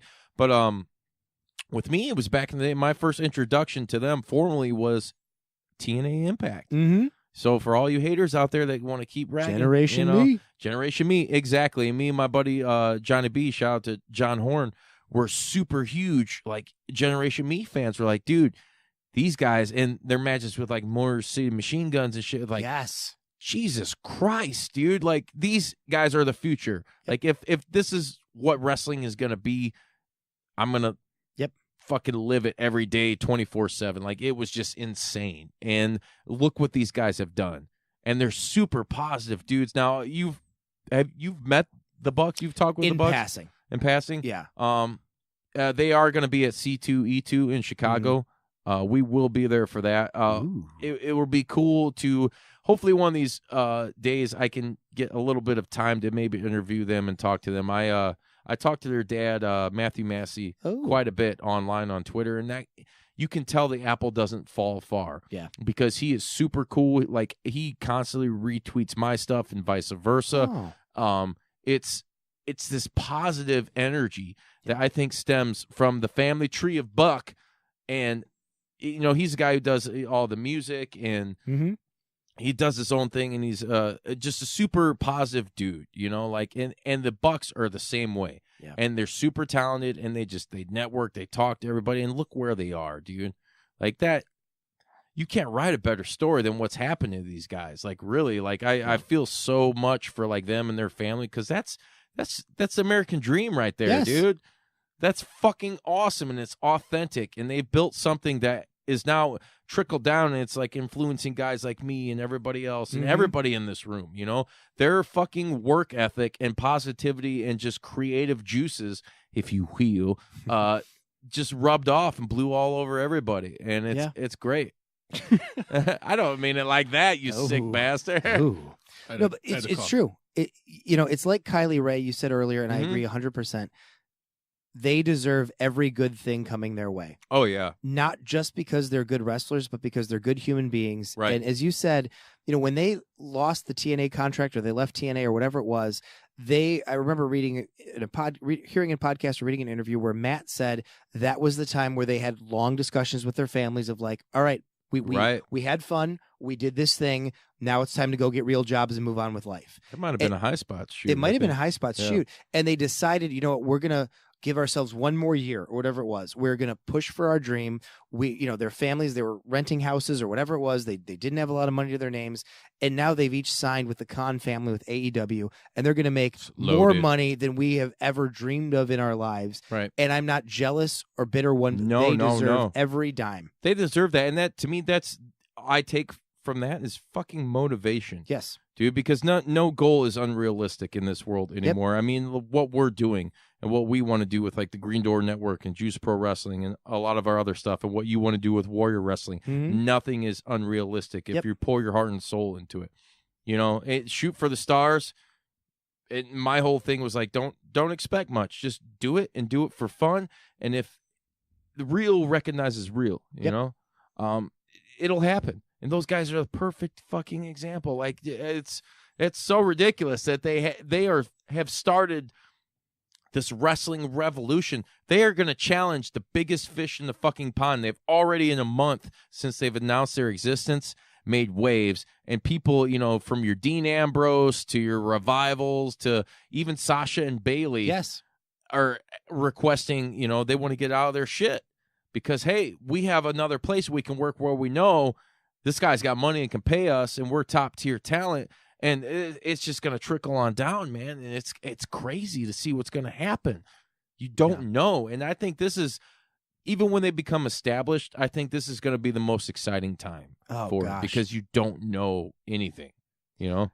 It's that initial phase. So in your it's three the acts, middle finger to all the Yes. smart marks out there, Yes. you know? Like, this is great. This is something that you don't know. And I'm so excited. You're always excited to watch good people who are very good at what they do Right. get the chance to do it. And you know what? I will buy every T-shirt. I will go to every show because regardless of the quality of the product, which is going to be incredible, I want them to do well. Yeah. I really want them to do well. Yeah, it's genuine. Hey, if they do well, everybody does well. Yep. You know? And they've already proved it. I never would have thought in a million years when they left TNA, these are the guys that, you know, although I loved them a lot, I was like, I never could have formulated this plan in my brain that this is what's going to happen. Yeah. Nobody could, you know, and that says a lot because, hey, Nick and Matt Jackson went to an already established heel group in New Japan that was the next big. And the Bullet Club has a lot to do with this boom. Yes. Because whether people want to admit it or not, they were the coolest fucking thing to come along since the NWO. Correct. And they were doing it well, man. They had AJ, they had, you know, the Good Brothers, they had a lot of different people. Finn Balor's obviously starting it off, but it was the Young Bucks coming in and with their business acumen and their mentality and their creativeness, and then along with Kenny Omega, that's what, dude, Jesus Christ, it's swelled, man. Yep. This freak of nature is starting to swell, and when I get big enough, there ain't gonna be enough room float through the veins. To quote the Ultimate Warrior. Oh my gosh. That really happened. Word for word. You can check that out on YouTube. But you know what I'm saying? Like it's so weird too. Like if you watch like New Japan now, and Bullet Club still is a force, but it's like it's lost a little bit of mustard. And it's kind of weird because it's not like the Bucks did it intentionally. Like they were just that damn good to where all right, well they're done with associating with that brand or that product, and it's like it's kind of taking a hit, you know. Well, the Bullet Club has now become the general heel foreigner faction again. Yeah. It's What it was Tama Tonga, originally it's meant Jay to be. White, The cutthroat era. Yeah. And those guys are all good, but for a brief moment, so going back to our music analogy, that band had an incredible lineup for a brief moment. And the band will still go on, but the incredible guys moved on to something else. Yeah. And it's so weird because that moment too was you had to live in that moment, because if you didn't, it's gone. Yes. And now that moment, well, I wouldn't say that's, well, it'll continue in AEW, you know, the elite and all that. But with the Bullet Club Association and all that shit that was happening, pro wrestling tees get blowing up over that. It was so super huge, and like, you know, it was this thing. It was 1991 and Nevermind was coming out. Yes. You know, like that's what it fucking felt like. And it was great. And not to say that that's not going to continue, because it very much, obviously it's going to, but I miss it already. You know, it's like, damn, dude, there was something so super huge with that, you know? Yeah. Yet still underground, but yet huge enough to get everybody in the world to pay attention. Hashtag change the world, you know? So Eric, who I mentioned many times, my partner in crime, Eric was driving down the street. This was 2 years ago, maybe. He was somewhere in the city, and there's a guy with a Bullet Club T-shirt on. And I wasn't there, but he's told me the story. He just rolls down his window, and Eric just goes, "Too sweet." And the guy instinctively throws up the "too sweet" and was like looking around, like, who yelled at me? Who yelled at me? Like, grab the wheel. It's just this moment of like this underground. It's like if you were a Ramones fan in '78 and CBGBs, and love like this the analogy. world didn't know the Ramones yet, but you were out somewhere else and you saw somebody with a Ramones shirt and you just called them out. It's like you know, we both know. Yeah. And that's what Bullet Club was for a while. It was this bubbling underground. Like, have you know? Well, you're a shit. Bullet Club guy. Sreten, you were in Europe, right? And you were seeing Bullet Club shit. Yes, Hungary. In a couple of the cities. I told one dude, I said, "Nice shirt." He's like, "Thanks, man." I was actually out in Chicago this past summer, and person I was out there with, me and my buddy, we were at it was a pho place. Am I saying it right? Pho. The noodle. It's great for hangover. Anyway, it's actually a good meal. But we're out there, and it's like the so is that Korean? Am I getting that right? I don't want to botch this, but I'm probably going to. Vietnamese. side of Chicago. We're on I that say with section. confidence. Right. Yeah. We're in this restaurant, and all of a sudden, there's like an Asian lady next to me, and I'm like wearing a Bullet Club shirt. Yeah, Like, yeah. it's like out of nowhere. I snapped a picture too. I was like, "Look at the shoulder. The shoulder's got fucking Bullet Club." It was great, man. Yeah, like, it's awesome. it's like that's how big that was, and there was nothing like that on since like NWO. That No. was authentic, and even though they did take from NWO and DX, at some point It was a riff on those things. It with was. its own modern twist. I'm surprised no one really never saw that coming.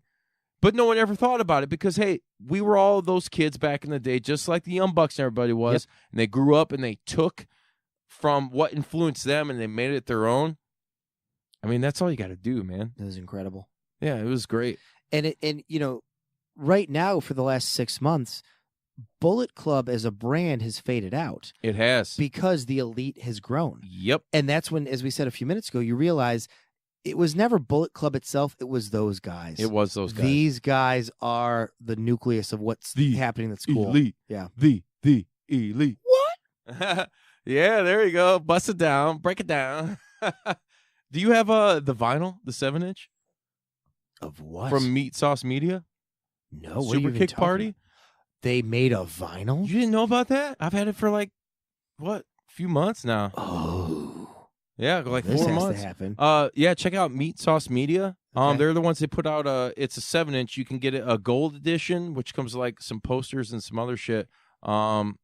There's a couple different vinyl swirl editions, but it's a 7-inch. It's got their new entrance theme, the Super Mhm. Kick Party. Yep. And then the B-sides on that are like trying to think of what songs they are, but it's Matthew Massey. It's all like, Papa Buck. Yeah, it's like the Being an Elite theme is Mhm. one of them, and then there's like a remix I think of that, and then another one, super fucking cool, man. Nice. Like it's a great. I remember this is before that shit came out, months and months, when almost a year ago when we first talked about doing this podcast was when I was talking to him, Papa Buck, and I was like, dude. I'm a musician myself. I do shit. I talk to people. So that's how I know how to network through pro wrestling is from my music, Mm-hmm. which I currently still do. I was like, man, you got this hot soundtrack that everybody's digging on. This shit that it's all featured in Being the Elite. Everybody loves it. I was like, dude, vinyl is huge. It I believe in the last couple of years has been the number one consumed music media platform other than like digital. It's somehow it's out. Vinyl's come back that big. Wow. To where it's like people are buying more vinyl than they're doing like digital and obviously CDs and whatever. Yeah. It's like, man, dude, put out a Being the Elite soundtrack. Do something. Put this out in vinyl. It's like, we know anybody I can get in touch with. So I was trying to shout out to my buddy Mike Giuliano, who's a huge wrestling fan with our record label Horror, Pain, Gore, Death, which is a subsidiary of Relapse Records, who is a huge, huge underground record label out in Philadelphia. That turned into, okay, maybe he took a little bit of what I said and like reached out to somebody, and all of a sudden, months and months later, they got vinyl on. And I was like, I don't care where it came from. I'm just glad that it's finally out. And I end up getting a copy, man, scoring a That's copy for my awesome. birthday. So check it out, man. I Meat Sauce will. Media. It's super cool. You got to get it, dude. I love those songs too. Perfect. Yeah. It's great. Did you want to talk about the two people that are going to be at the Fan Fest? Oh, yeah, I do.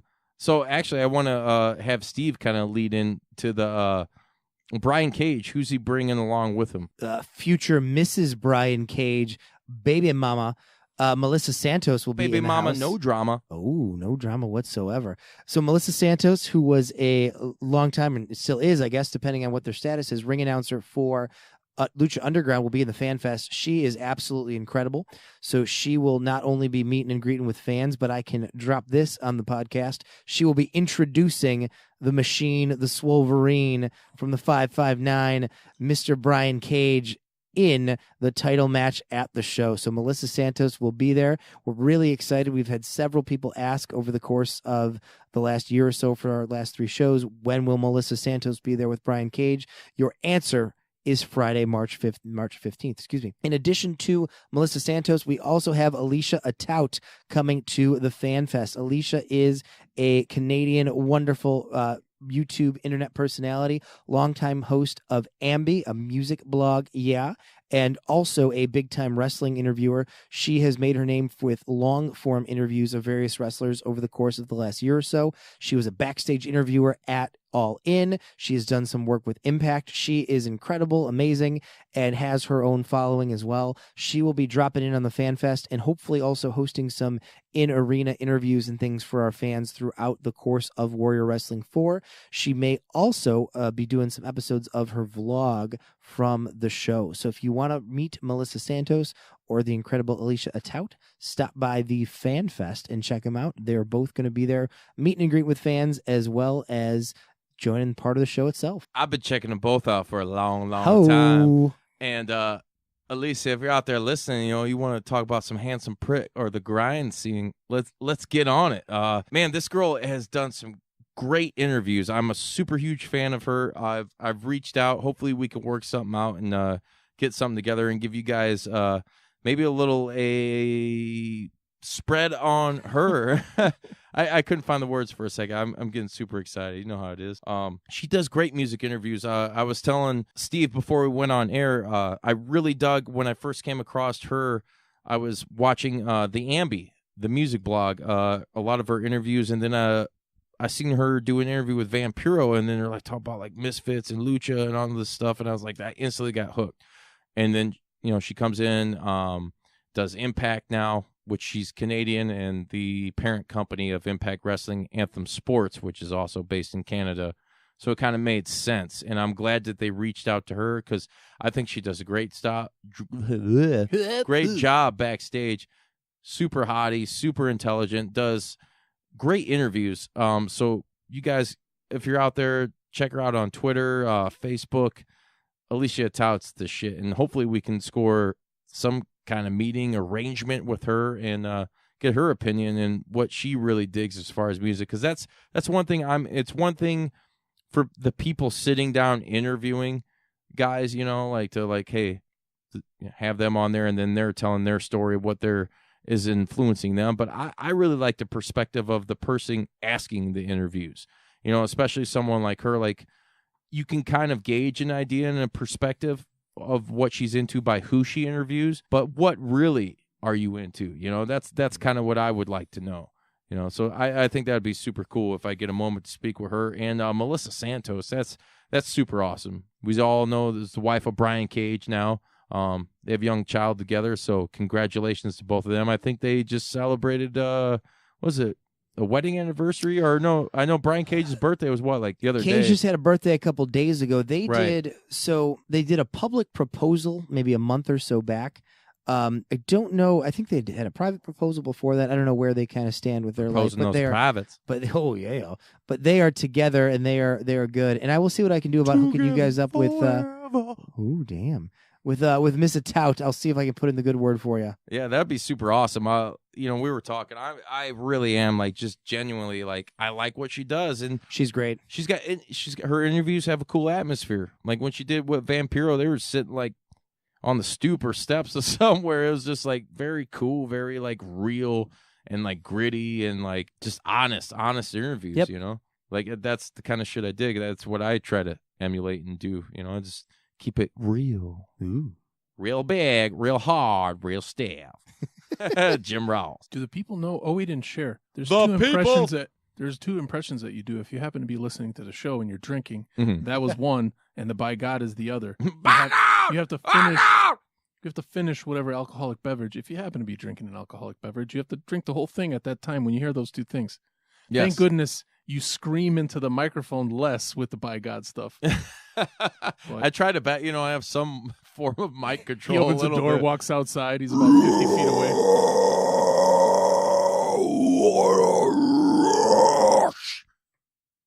That was incredible. Thank you. I like that. Hey, you know what? I think I hear. Oh God, do you hear that? Shit! I think he's coming. Andre, what are you doing here? Came to visit for listen to promotion. Oh, Oh, man, how the hell have you been, Andre? Are you excited for all this Warrior Wrestling 4? Yeah, pretty good. Very excited. Yeah. I think you fools are pronouncing Alicia's name wrong. I think it's a 2. Oh, you would know, you French Frenchman. Canadian. Well, thanks, Andre. Thanks for dropping on I gotta go. You giant bastard. God, I love it when he drops by, you know? Man, the whole place shakes. That's right. It's like Jurassic Park, you know, when the water My trembles. water's doing the circles, yeah. How dare you? Oh, geez, Oh, he's still she's back. here. Ah! Whoa! Channel. I gotta go. See you later, Andre. Say hi to Sam Kinison for me. He's one of my heroes. If you couldn't tell. Yeah, man. So a lot of going on. Steve, Warrior Wrestling 4, man. This is just fucking stacked, dude. I'm so excited. People can get tickets at warriorwrestling.net. They are on sale now. How are your ticket prices going? Is it like there's general admission, which I will say is the bleacher seats. There's not a bad seat in the house. No. So for any of you guys out there kind of hesitant, like, oh, should I get front row? I mean, yeah, spend the money. They're going to sell out anyway. It really doesn't matter. But the bleachers, I kind of prefer them. You know, I mean, You get the height. So yeah, it's good my perspective. dad, who's been at every show, he did the first 2. He was third row for the first show. Then he and my buddies were first row for the second show. And my dad was like, I want to sit up in the bleachers. Like, I want to be up. So right. There's not a bad seat, like you said.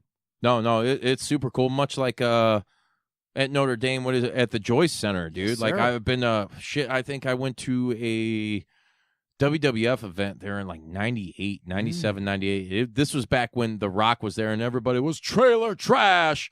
Yeah.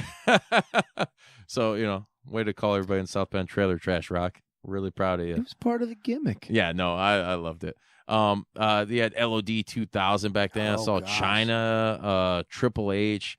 But I just remember, and even going in the events and games there, like there's not a bad seat there. And it really reminds me of that, you know? So super cool place to be a part of. Like you guys really got the perfect event center, like as far as Yes. Marian Catholic goes. So shout out to Marian Catholic, man. I can't stress that enough. And the other fact that I would like to stress is all this money, like the benefits, the proceeds are all going towards children's educations. Like Yep. we could sit here and talk all day about how awesome the wrestling shit is and that, but like the real reason behind it, I mean, to me, it trumps it. You know, it's like that's super awesome, dude. Yeah, thank you. So we're really excited, you know, and I say this all the time when people ask, they're like, "Oh, you're a private school. All your kids are rich. What do they need?" Literally 3/4 of our kids need some type of financial aid or scholarship to be able to come to the school. So we serve an area that is in many ways underserved, and so a lot of our kids come from lower socioeconomic strata. And so for those kids to be able to afford a great school and a great safe education, that costs a lot of money, and that's got to be made somehow. So we do golf outings and galas and donation appeals, etc. And Warrior Wrestling is one more thing we do that literally every ticket you buy, every beer you buy, every hot dog you buy, every T-shirt you buy, that money goes into a fund that helps pay for a kid to be able to come to our school. So, I mean, even if you're just like, oh, I don't know, I'm not sure, come pay $30, sit in the bleachers and help a kid out. And I guarantee you will walk away wowed by the show. Yeah, no doubt about that, and that's super cool. Like I said, I can jump behind that cause 110%, because that. Ooh. Yeah, come That's on, an man. It's all improper about fraction. It's all about the kids, the niños. Can I talk about 2 little baby bonuses? Yeah, If you're a please huge do. wrestling fan, the Yes. fact that they do intermission, I don't know if you guys are going to do it again. Mhm. They did intermission. Well, you got could to when the actually card's walk- that stacked. You can get close. You can walk around the ring and see how they set everything up. Mhm. After the show, they were doing photographs inside the ring. I didn't know it. Yeah. Oh, well, see, Yeah. when the show ended, I think we were out as soon as it ended because we were just like fucking I blown waited- up by sure, that. Like, sure. I we were waited like till the it cleared out. warrior running to the ring. Oh my gosh. Just blown up by the time you get there. Shake the ropes once, it's like, oh, that's it. Which is super cool because you get to see an awesome show, and then Yeah, you can yeah. actually go ahead and stand in the spot where these guys are just killing Yeah. themselves in. Yeah. And so we do it. We try to make it as affordable as possible. It's $10 a head. Come on in the ring. We'll take your picture in the ring. And we had a ton of people do it last show. So Yeah, that's super cool. One of my regrettable moments was in Hammond when I didn't get to jump in the ring with AJ Styles for $20 and take a picture. Like, the fuck was that ticket? juice. You know, but hey, you live, you learn. If you don't believe me, then ask Alanis. Oh, bringing it back.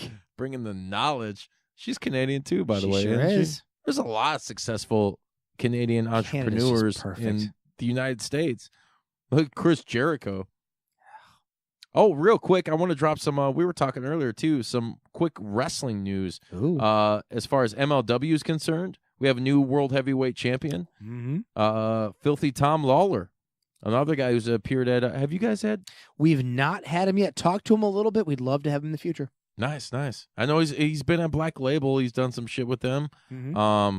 Yeah, he defeated Low Key, who Yeah. was the champ for God knows how long. I think all of the reincarnation of MLW. Yeah, pretty From the much. start. Yeah, so super cool. Congrats to Filthy Tom Lawler on that. Also, we had the Lucha Bros drop the World Tag Team titles to the Hart Foundation. So that was the kind of, I mean, I guess with It was the news news. of AEW, I'd hate to say it's like, well, it's a surprise, but you know, it kind of is, because they were down with MLW, man. They were doing a lot of shit with them, and now it's kind of up in the air. We'll see what happens with the announcement of AEW and the Bucks showing up, and kind of, I think the newest episode of Being the Elite that dropped today, which is Monday, February 4th.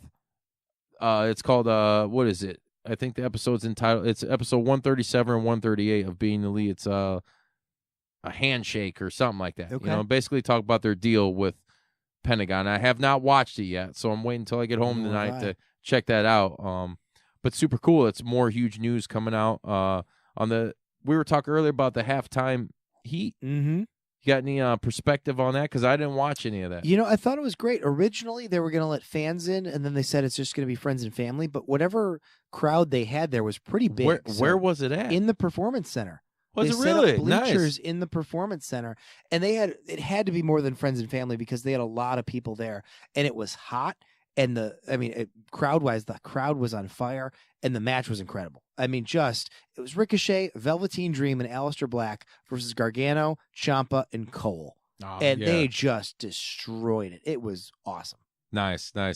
You know, glad to see halftime heat back, even without MTV in the Oh my mix. gosh, MTV. Remember that? Sunday Night Heat, Ah. man. That was 20 years ago. It's so hard to believe it's been that long, man. 20 years. And we're coming up on a couple more years. We got the anniversary of the death of WCW. Yeah. It's hard to. I graduated high school that year, so it's gonna be really weird for me. It was really weird when it happened, and I've kind of been going back on the network and watching, you know, the Monday Night War stuff.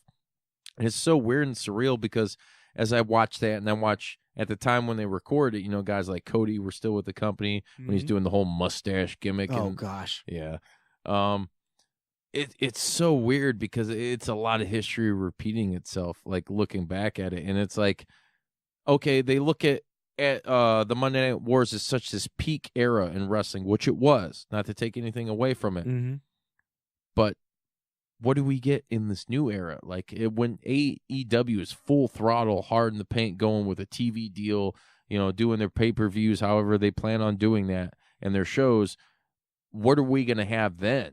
Yeah. You know, that, like I said, it's something that could possibly trump, and I think it might trump the Monday Night Wars. I think the quality of shows will definitely be higher. Right. Even if the popularity isn't there because of the splintered media, you can't get as many viewers as you could in the late 90s. Right. The quality, I mean, look at All In.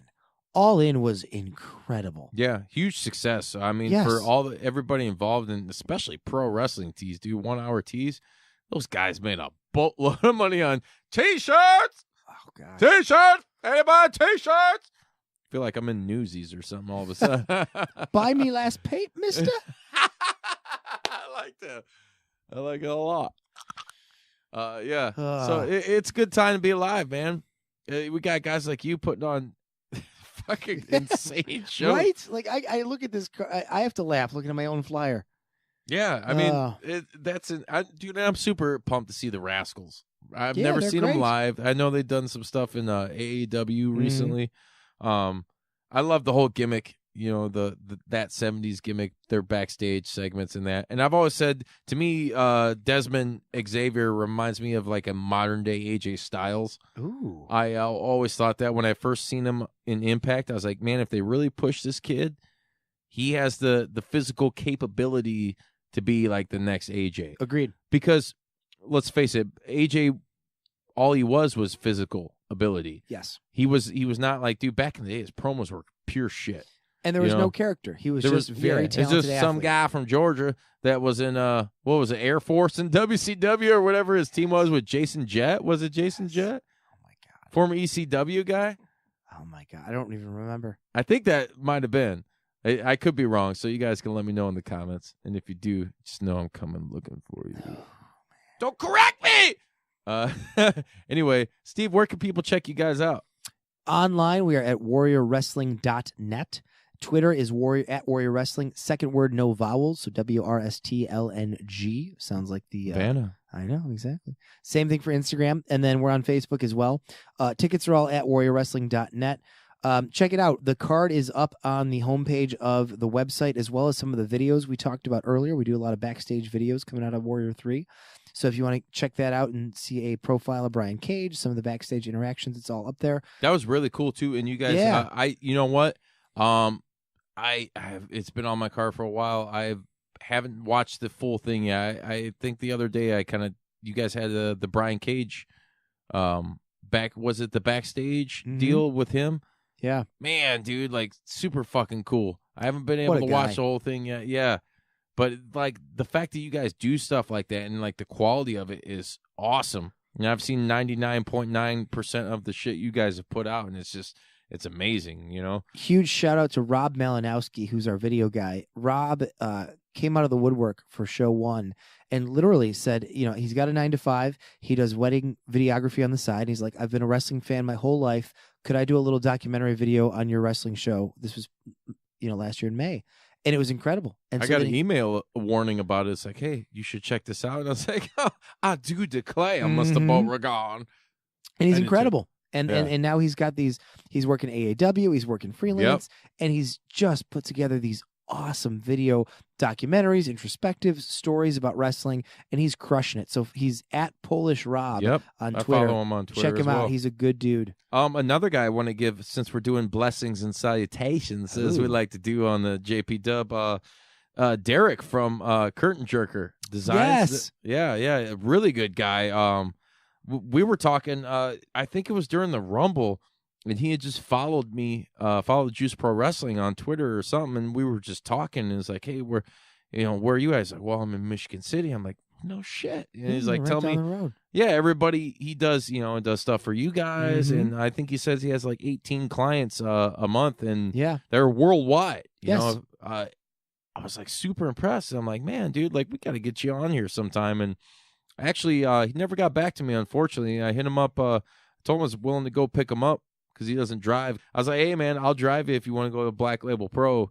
But he never got back to me, so that unfortunately didn't happen. But I'd like to give a shout out to that dude because he does a killer job with his designs, and he does really good work. And I'll hook you up. I'll reach out to him and connect you with him. Good guy, and you can't say enough good stuff about Derek. Yeah, he's super awesome. So shout out to Derek too. Anywhere else anybody can find you guys at, or?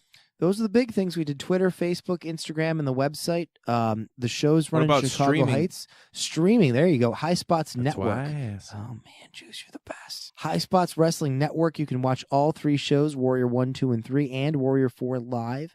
The High Spots guys are absolutely great. You could watch it live as it happens. As it happens. So if you're sitting on your couch in Seattle, Washington. That's right. You can watch Warrior as it goes down, as SCU faces off with OVE. Oh, it's gonna be, man, I'm gonna lose my shit there, dude. I might have to fight Sreten, like just all of a sudden it's gonna turn into a fucking riot fest or something. Like, Sreten, I'm mad at you for no reason, but this is a fucking awesome show. We're just gonna fight. I happen to be mad at you for no reason too. Just let it out. Hey, you got hate in your heart. Just let it out. It's gonna be insane. I cannot wait for everybody to attend. We're gonna draw a crop of people from. I mean, obviously, the first time we went, there was me, you, JR. Like I said, you had what was cat's name? Gabriel was there. I had my son there. JR had his son. Bobcat Davini, who's a frequent crazy guest on this show. And Stevie just hooked us up with a shit ton of flyers. So Yes. there's going to be a lot more people. Get ready, coming, region. courtesy of Juice Pro Wrestling. It for real, for you guys that are wrestling fans in the region, this is your Woodstock. It's time to rock out and the party, and this is going to be one huge fucking party. And I can't stress enough, too, one thing I want to reiterate real quick is the VIP Fan Fest. Yes. Which is what it's like $25. $25. It's the best. You can't beat that.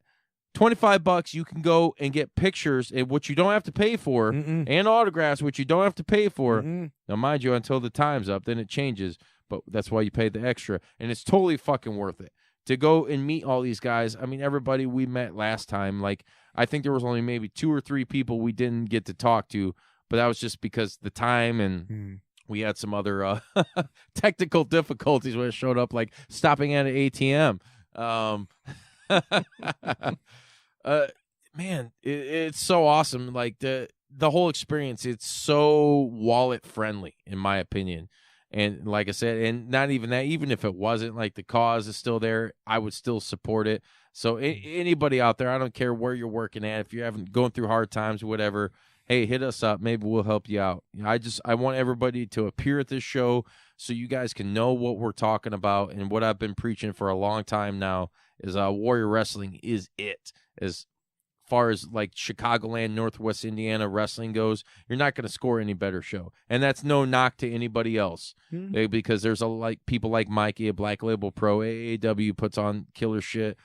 I just personally, this is one of my favorites, and I thank you very much, Steve, for coming out and talking to us, man. We really appreciate it. I appreciate you guys taking the time to have me on. I appreciate the many Coors Banquet beers we've enjoyed today. Hey, where's Sam Elliott when you need? Oh, damn. The dude. The dude abides. Did you catch the Super Bowl ad with the dude? No. There was one. I had saw it before the Super Bowl, and I thought it was like a lead up to maybe a sequel, because I just literally watched The Big Lebowski the other night. Because so of did that. a week ago. Yeah, that's awesome. That's super cool. The stars must have aligned. So it just turned into a Stella Artois commercial, which, hey, I'll salute, because I'm a Budweiser fan and they own Stella. So, InBev, shout out to you. Even though you're not American, but you portray yourself as such. Another place, another time. It's kayfabe. Keeping it real. Hey, what Keeping It Real goes wrong? What was that Chappelle shit? Yeah. The fucking the box or whatever. Remember the hurry it up? What was that? The finish it up? God damn it. You ain't supporting me on Wind this. It down box or Wind something. it down box. I don't know. Like that. We're talking about comedy from 12 years ago. I've been pressing it for like 5 minutes. Yeah. And we're still hitting you with the steel chair like Sabu would. Hey, if you guys are out there listening, be sure you tune in every week. I'm very proud to announce we are now on Spotify. So for all you tenderonies out there listening, hit the Juice Pro Wrestling up on Spotify. Be available weekly, and that's pretty much through any podcasting platform in there, right, Sreten? Including YouTube. Yeah, YouTube, which you can get a direct link at through jpdub.com. We're also on Instagram at Juice Pro Wrestling. We're on Facebook. We're all over that shiz at Juice Pro Wrestling. And we have a group on there. That's awesome. I want to give a shout out to everybody involved in this group right now. A lot of interaction going on lately, which I fucking love it. Because the whole point of this group, it's the Juice Pro Wrestling universe, or as we like to refer to it as the JP woo woo woo. Everybody getting in there and interacting, sharing their memories, their thoughts, what's currently going on with wrestling. That's what it's all about. And there's been a lot of interaction lately. So I'd like to thank all you guys for sharing all your shit and keep continuing to do so. You can follow us on Twitter at JPDub Podcast. You can follow Big Ed the Assassin at JPDubGM. JR doesn't have a Twitter, so JR, I'm sorry, but fuck you. He has some really cool art coming up, though. We got some events planned. JR's art is amazing. Yeah, it's fucking awesome, Steve. It's something you're going to want to be a part of. Hopefully, you'll be around for it. We're going to have a 1-year anniversary. It's going to be a big art fair, all kinds of shit going on as it pertains to pro wrestling. Maybe we can include Warrior in some way, shape, or form in that. So thank you, everybody, for listening. Make sure you make your fucking get your asses off the couch. Don't watch. I mean, if you have to, if you absolutely Absolutely. Have to watch it on your couch. Do so at High Spots Wrestling Network. But get out. If you're in the region, there's no reason why you shouldn't be at this event.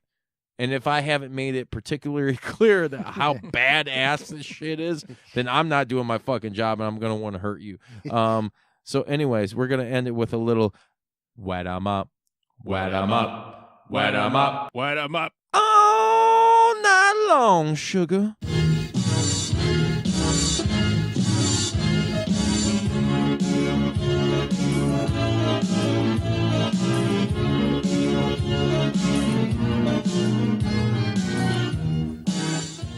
You gonna do sex to me?